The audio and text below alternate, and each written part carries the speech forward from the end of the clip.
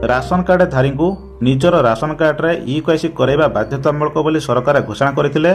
जदि कोनोसी व्यक्ति राशन कार्ड रे e-KYC न करूचंती ताहले तांकर राशन कार्ड टी कटि जिवो बोली कहा जायतिला। एक मास मध्यरे राशन कार्ड धारी समस्त हिताधिकारी डीलर पाखक जाइकी निजर राशन कार्ड रे e-KYC करई नेबा पई कहा जायतिला।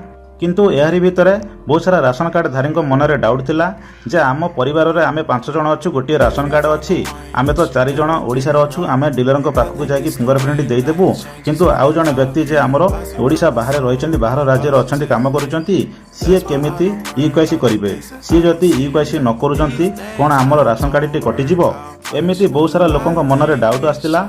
एबे एहार डाउट रो अंत घटिची एहार राशन कार्ड रो नियम बदलिची कोन रहिची तार संपूर्ण डिटेल्स इन्फॉर्मेशन टी जो माने बाहर रहिचंती सेमानकू ओडिशा आसीबाकू पड़िबो ना e-KYC करियाकू पड़िबो ना कोन रहिची संपूर्ण डिटेल्स वीडियो माध्यम रे आपण माने जानिबाकू पाइबे। सेति पय वीडियो टी को बिना स्किप करे शेष जाय देखंतु ताले जे जानि परिबे। चैनल रे नया करे सितले चैनल को सब्सक्राइब करनियंतु पाखरे ते बेल आइकन दबे ऑप्शन करनियंतु जहा द्वारा कोई बड़ हेल्पफुल वीडियो अपलोड हबो सर्वप्रथम आपण माने पाइ परिबे। सरकारंकर राशन कार्ड रे e-KYC करैवार कारण काहेकि ना आम राज्य रे एमिति बहुत सारा राशन कार्ड धारी अछंती मुसा राशन कार्ड एवं भूत राशन कार्ड धारी अछंती सेमानकू केमिति चिन्हट करा जिवो सेति पय e-KYC करैबा बाध्यतामूलक बोली कहा जायतिला।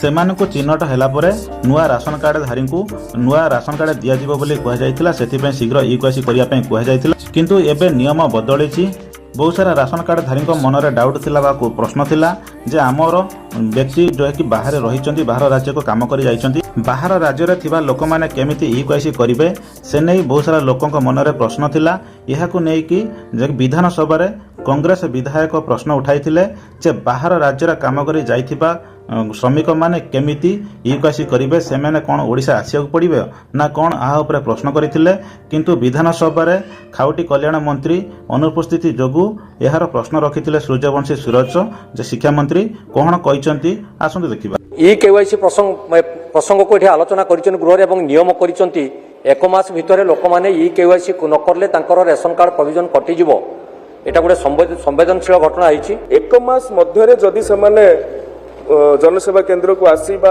कोनोसी निर्दिष्ट केंद्र को आसी यदि तांकर e-KYC न करिवे कटि जिवो ये कथाटा आगे मु गृह रे जणै देबा चाहूची सेमिति कोनोसी अति निर्दिष्ट समय सीमा दिया जाय नाही। एबे आपण माने क्लियर हो जाइथिबे जे जो माने बाहर राज्य रे अछंती सेमानकू एबे आसीबाकू पड़िबो नै जेबे भी आसिले आपण माने आसिकी e-KYC करि परिबे एति पय कोनोसी टाइम गाइडलाइन नाही।